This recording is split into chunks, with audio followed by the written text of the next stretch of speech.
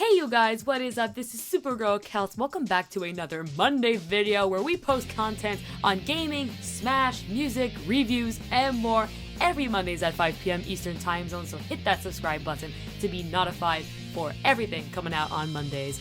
Alright guys, so this is a brand new video, well, Smash related of course, but a little bit different than we normally do. Usually we post some highlights or whatever it is, but I wanted to do a special guide because I recently noticed on YouTube or just anywhere on social media, I haven't seen anything really much about doubles in Super Smash Bros. Ultimate.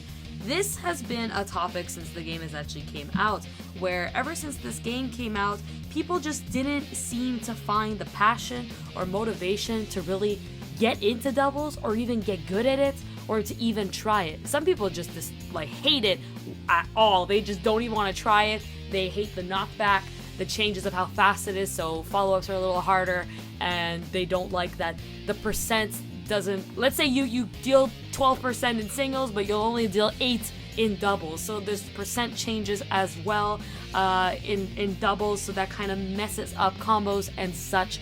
But I wanted to give you guys kind of like a look on doubles from my perspective, because personally, doubles is my favorite feature in Super Smash Bros. Ultimate and in the Smash series. I've always grown up to play doubles in Smash. It was never really one-on-ones. I was always either playing with my cousin against computers or my brother Jay, who was too young. So you don't want to play one-on-one against your little 4-year-old brother. You're going to team up with him instead. So me and my brother and just family in general have always played doubles. And I kind of fall in love with that, and I wouldn't be playing Smash if it weren't for doubles. So ever since Ultimate did come out, something that has clicked with me is doubles. Every major I've attended, I've had really great success in terms of my doubles gameplay and with anyone that I've teamed, and I love it. I want to share this with you guys. I'm making a guide today on how to play doubles. I want to give you guys some advice on trying it, on enjoying it, on practicing it, how to get good at it, and more. Let's first talk about doubles, what it is. Doubles is a feature in Super Smash Bros. Ultimate where 4 players on the field team up in pairs of 2 against each other to show who has the better teamwork. You could choose any single character, and team tag is always on. In other words, team attack, you can hit each other's teammates, and more to show the real skill and potential in doubles. It involves communication, planning, spacing, positioning, and more, which we're going to go over today in some steps.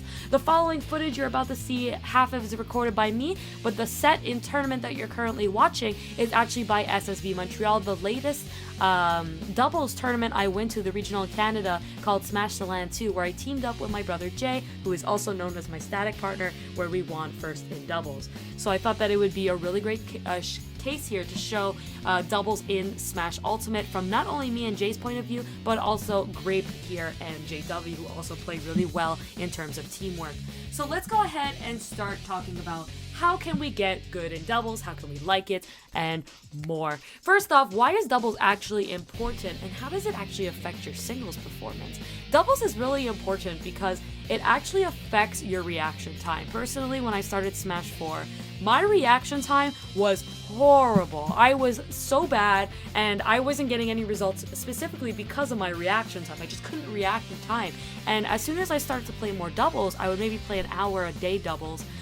Slowly but surely, a few months later, I started reacting way quicker because I'm more aware of my surroundings. I would literally look around at the stage. Okay, what is my partner doing? Where are my opponents? What's coming at me? What do I need to react? You're constantly on your toes in doubles. You're not focused on that one player in front of you. You're focused on all around you and the stage itself.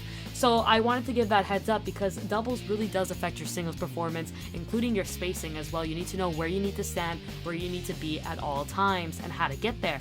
So for those who are maybe struggling with reaction time like I was, this is definitely a great way to practice, to become more aware, or if you want to practice movement, doubles is really great at doing so that you don't constantly hit your partner. Let's go ahead and start talking about doubles itself. Let's talk about first positioning. So right away when the 2 players spawn onto the field, I'm going to put Sonic and Kirby right over here. They're saying hello real quick. Right away, when you spawn, okay, it's very important to pay attention to where you spawn on that game 1. Whoever is in the front of the team is now the official, I guess we're going to call it the attacker. I'm going to call him the attacker real quick, okay? Because this person in the front is going to be the one that's going in. The one in the back is playing support. So this will constantly change throughout the match, but at the moment as it's starting, these two will be in this position. So Kirby over here is going to be the one that's going in. He will be playing against the characters and pushing himself to gain control of the stage. The goal of doubles is to maintain the stage and get the other two players off in order to claim the stage as your own to your teammates and your team. So Kirby is going to go ahead and fight in the middle at the moment, really getting the stage control, making the other team feel like there's no space on the stage. While Sonic here in the back is going to be playing support, where if, let's say, Kirby gets into trouble, gets pushed around, or even gets hit once into the air, Sonic will come in to hit the opponent and regain that control. He does not go in because if he does try to cross up Kirby, he can 1, either hit his partner, 2, get hit at the same time as Kirby, losing stage control for both players, and 3, gaining percent for both of you guys, which isn't what you want. Percent is really important when it comes to doubles because obviously it's going to set up combo potential for the teammates, it's going to set up opportunities and knockback, of course, for both players. So it's really important that you play the support role perfectly. Staying in the back, you're probably also going to be more of a stock tanker. So as the teammate is losing stocks, the support role will probably have most stocks and will be able to give stocks and lend a hand to the other teammates who may be struggling just a little bit more.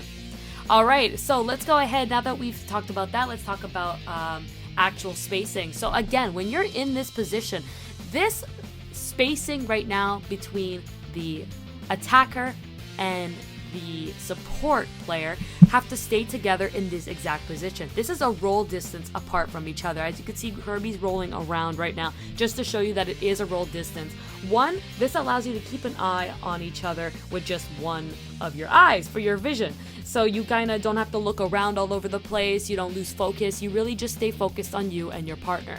2, it allows you guys to have natural follow-ups, which we're going to get into a little bit of detail later. But you guys are going to be able to combo just naturally so quickly because of how close you guys are. And 3, you're not too close to the point where you'll actually hit each other. As you can see, both Sonic and Kirby are throwing out smashes, but not actually hitting each other. They'll be able to respect each other's space, giving each other room to breathe, room around, and not hit each other, while not being too far apart, where if they need each other, they're right next to each other. So it's the perfect space. This is the spacing that you want to have during the entire game. Your goal is to be this close to your partner, not closer because you might hit each other, and not further apart because you might need each other. So this is the space you want to be. Now, in terms of changing positioning from attacking to being a support role, this will change constantly throughout the entire game as well. If Kirby gets hit, he's going to go ahead into the back or get flown behind, which now switches him to a more support role, where Sonic is now being the aggressor and really being the attacker going in. So Kirby and Sonic have switched. This will constantly change throughout the game. It's to help each other save stocks, get more control, and of course to support each other. If of course one is at a more higher percent and at more of a chance of, let's say, losing a stock, they should be switching out to the more support role so that they can save their stock as long as possible. Now let's talk about some edge guarding. So first off, a big rule in doubles is to have always one of the player of the team on stage. This is to gain stage control. If both players are off stage, let's say trying to combo or edge guard another player or opponent, then they're losing the entire stage. You have to realize that there are 2 players on this team. It's not a one-on-one situation. This is 2-on-2. So you 2 might be teaming up on this one player off stage, but you might be forgetting about the other opponent who is on stage controlling it, so that when you guys get back up, he can edge guard you both, making you both lose your stocks or just gaining percent, which is not what you want.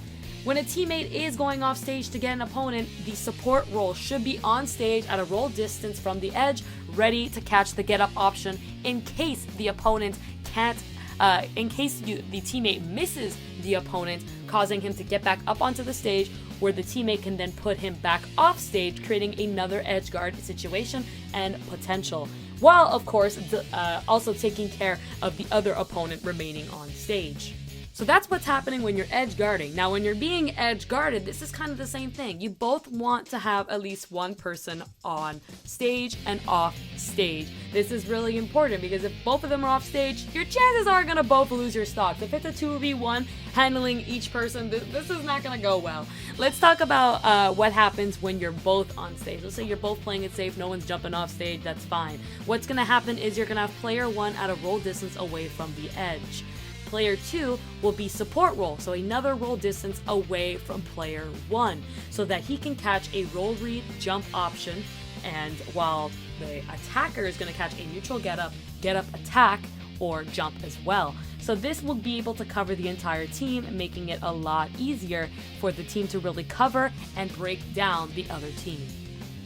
In terms of platforms and grounding, so this is really important. Again, the whole goal of doubles is to maintain stage control, right? So one player has to at least be on stage the entire time. If you got like Jigglypuff flying around, you don't want to team with somebody like Kirby or who's in the air a lot. Whoever's flying a lot, whatever. This is not going to work. One player needs to be on the ground. If you're both in the air, you're both going to get scooped up from the ground. That's where most combos happen.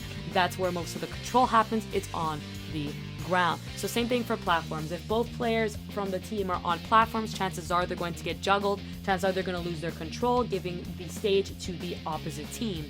One of you have to be on the ground to really support that stage and make sure that that kingdom is yours. Now, combos with partner. This is the one that is the hardest to do in terms of those who are trying to get good with doubles or even trying to understand it. The knockback of this game is extremely fast compared to any other game we've had well, besides Melee, of course. But when you get knocked, you're getting knocked quite fast and far. So it's really about practicing what timing each and every single of your partner's characters can do with every move that they do actually release to the opponent. So always practice and look at how every move is affecting the opponent. Now remember back where I said you guys want to stay a roll distance away from each other, where I mentioned it would kind of create natural follow-ups? Well, this is exactly the time to talk about it. Natural follow-ups occur when both players are at the perfect position and both of them set a move off where they can immediately input another move to create natural follow-ups. It will be follow-ups after follow-up after follow-up. They can just kind of go on, and it doesn't have to be anything fancy. They just naturally connect. If you team with anybody who has never played doubles, aka my girlfriend, for example, she is able to follow up so easily because we just keep that amazing spacing together, and it just allows the person to really just naturally make a move and commitment afterwards, and they just don't mess up because you're just at the perfect position of when the knockback actually happens. Something new in Smash Ultimate is throw armor. This isn't entirely new. Some characters had it in Smash 4, some in Brawl, even Melee. But throw armor has now kind of been adjusted and has been added to most of the roster in Smash Ultimate. In fact, maybe all, I don't even know. But what throw armor is basically during the animation of a throw from any character in the game, there will be invincibility frames where, or even kind of like, you can call it super armor, but throw armor is where it really happens, where players are not really able to hit the opponent while in that animation of throwing. Example, Sonic's down throw animation is not able to be interrupted.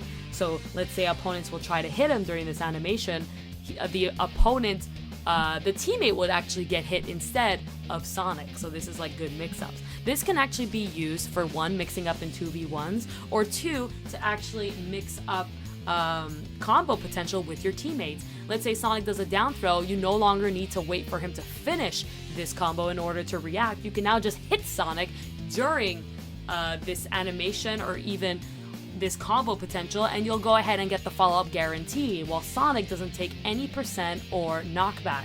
So these are good follow-ups that you can actually do with your partner, especially when you're looking for an easy kill setup at high percent. When the opponent is at, let's say, 90% and you're looking for a way to kill the opponent with your partner, an easy grab to whatever throw that may have a long-lasting animation will have that throw armor. So you'll be able to just hit your teammate without actually hurting him, and instead the knockback will happen to your opponent. So So this is a great way to just kind of get those easy confirms, easy kills that you just don't want to mess up. In terms of actually 2v1ing your opponent, you need to realize that you are the 2 versus 1.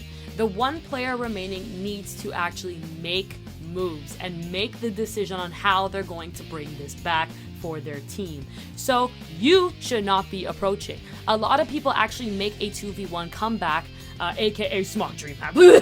Anyway, so this actually is a big deal because a lot of teams feel pressured, like, okay, there's one person left, let's go get them, let's just end this, you know? And that's where teams actually end up losing. They end up playing this really aggressive gameplay while the last teammate remaining just kind of plays around that and ends up taking it back for his team. Playing more defensive and baiting your opponent to really come in and make a decision and commitment in order to get grabs or setups, or even just plain hits that will slowly shrink your opponent down to its last moments of living onto winning for your team is very important. Never actually feel like you need to go in on your last opponent. Take your time and let them come to you. They're the ones who have to work, not you. Now, saving your partner is another issue. Sometimes your partner may not make it back onto the ledge. Sometimes they're gonna lose a stock super early. They might SD. They might, do something that will cause you guys to lose. It's just gonna happen. And sometimes you may feel responsible, like, oh, I could have actually helped. I could have gone off stage to really save you. But is it worth it? There's been so many times where I jump off stage or Jay jumps off stage to save each other, and we end up both losing our stocks for it. And we end up losing the stage control, which puts us in a huge disadvantage. This has happened more than once. And it's very crucial to realize that when you're saving your partner, you have to ask yourself first, is it worth it? Should they just lose the stock? Am I in the lead? Am I doing really well against these opponents? How is my percent compared to Jay's or my opponent? So this is stuff you need to ask before saving your partner. And also realizing the tools you have to actually save your partner. Where Sonic Spring, for example, could go ahead and hit his partner and can kind of refresh that up special to help him recover. So these are all ideas you need to think about as a team when you're trying to help each other and realize when it's actually worth saving your partner. Guys, this is basically it. The last advice I have to give you is practice makes perfect. I personally practice doubles every 2 days for an hour. It's really great to keep the reaction going, stopping you from being rusty, practice your movement, spacing, and more. I also recommend when practicing to maybe you don't have to practice with your static partner, but practice with somebody who may have, let's say, less skill than you. It will force you to play on top of your game, and it will constantly make you learn about doubles and yourself as a player. I think it would help you a lot. I personally like to team with the computer a lot. Kirby computer's kind of busted, and I love to just learn about, okay, where can I be and when, because my partner may not know how to play doubles, and I need to be there for him. So that's my advice for you guys. Practice makes perfect, and I really hope you guys have a great time learning about how to play doubles, because I have an amazing time making this for you. I hope you're ready, and go practice. Go have some fun with your friends. Get on the call and just play doubles. Rotate with each other. I do this a lot on the Tamer course. If you want to go ahead and join our Discord and play doubles with us, come onto our stream and get the Discord link any single time from Tuesdays, Fridays, and Saturdays. So I'm gonna get going, guys. Thank you guys so much for watching. Please like, comment, and subscribe for more videos. Visit my website, www.supergirlkels.com, where you can find information on my upcoming tournaments, streams, news, music, reviews, merch, and more that you can't get anywhere else. I'll see you guys next week for another video. It's almost the end of the year, so we're gonna start off with our top 10 games of 2019. Have a great week. Love you guys. Take care.